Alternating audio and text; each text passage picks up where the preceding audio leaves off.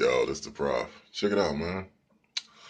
Hey, I watched the new episode of the Roseanne show. You know the reboot. You know them bringing it back on ABC, and I watched it right because I was like, yo, they bringing back a classic sitcom show.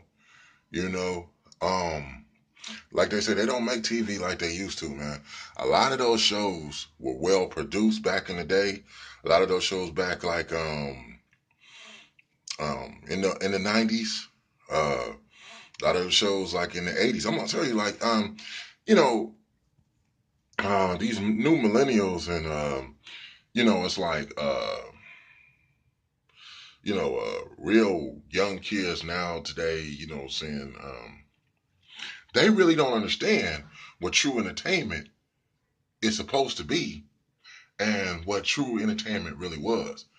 Um, it was like uh, more about having the true skill set as being whatever type of entertainer that you were supposed to be, and that included like acting, sports, musicians. People took their craft really serious.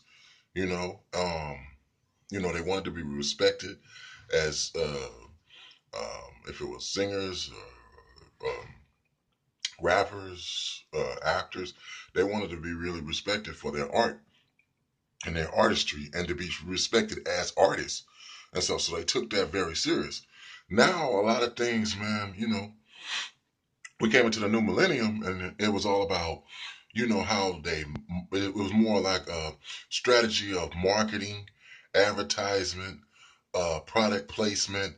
Um, and even though some of those things in some form of fashion have always existed, you could say, but it wasn't so much uh those things being to the forefront to where it took away from the true talent and artistry of people that we were seeing on the big screen or on TV.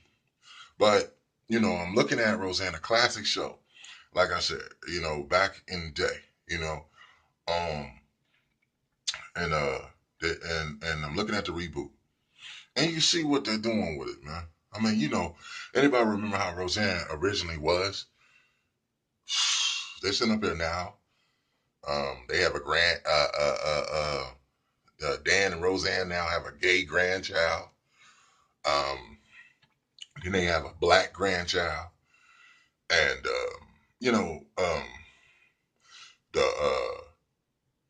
woman, Darlene, who on the show, who's one of the executive producers, who in true reality is gay, is acting like she's not gay, and stuff on the show. I'm like, this is some bizarre, you know, stuff, man. It's like you can tell that what they're doing. So they're showing you from the outset. This show is going to be used for social engineering. The first show they're talking about, the differences between people voting for Donald Trump and people who really wanted Hillary to win, and they're trying to show examples expressing the emotions of like how people who thought Hillary should have won feel now that Donald Trump is in office and everything like that. And so it's like it's just an agenda. Let me tell you something. You can look at stuff like this. As being an adult, right? You know what you like, you know what you don't like. You know what you want to do, you know what you don't want to do. Now here you are. You're not a kid being taught, about life and how to have proper etiquette and respect for yourself and respect for others and how to get along and stuff like what I'm saying, the basic things that are taught to a child, based upon their inception, upon the earth and stuff, so that they can grow up and be able to be a well functioning person in society, getting along with people and stuff, and being somebody that people can get along with. You're a grown person. You understand and know these things already. So why do you need somebody with these agendas, and thrusting political motivation and ambition and uh, uh, you know those things upon you to try to sway your thoughts and stuff so that you can basically uh, do things, think, act, or behave, you know,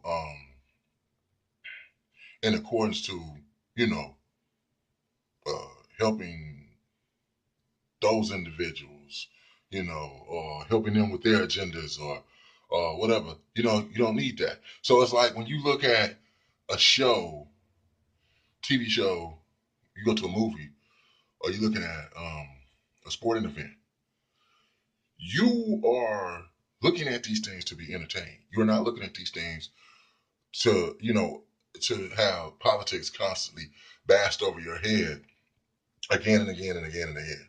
I mean, I'm looking at the Roseanne show and I'm like, you just taken a classic TV show and really you've messed it up because of the agenda that whoever, remember, what did I say? Their daughter on the show, Darlene, is the one who is the executive producer. Remember, she in real life is gay. So, a lot of topics probably just going to come up throughout the course of this reboot now that they're back. It's going to be things that she's envisioning in her mind. You know what I'm saying? So they're acting, but they're acting on her behalf. They're doing her bidding, you know, um, as far as social engineering is concerned. And so if you have that understood, would you want to keep constantly watching that show? You know what I'm saying? Because that's not, you know, um, everybody don't want to be hit over the head with that stuff all the time. That's what people don't understand. And they keep thinking, and a lot of people who like stuff like that, you know, that's why I understood. I don't have a problem with Colin Kaepernick and what his whole thing was, doing what he was doing with the protests and stuff. But I also understood the side of the people who looked at it and said, man, I just want to see a football game, man. Because this stuff is causing too much controversy and stuff like that. There's people, not so much that they have a real opinion one way or another, but they're frustrated by the fact that this stuff is getting all in the way of the game. And then the people that like all that stuff are saying, this is more important. Then people saying, okay, it's an important thing, right, to be discussed. Why does it have to be on the football field? Why is these things happen? Why is these distractions happen? Now I can't watch a football game when you call me a shallow person or insensitive or something like that. What the hell are you talking?